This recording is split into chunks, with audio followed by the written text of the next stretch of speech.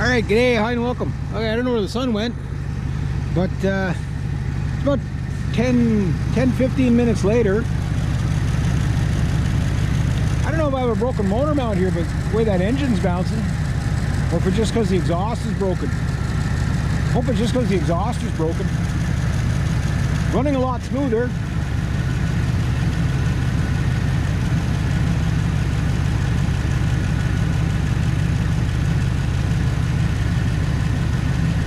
Yeah, it seems like there's something loose on this side. I'm gonna have to check my motor mounts.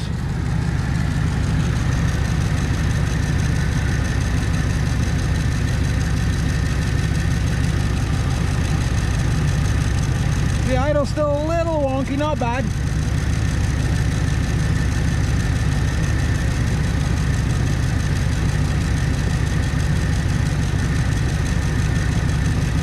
See, it goes real good, and then it dies a little bit, and then it kind of like not quite a hiccup, and then it picks up again.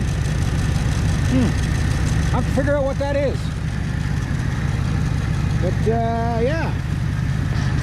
So I'm gonna take the battery out, and I'm gonna go see if I can get that truck started. There we go.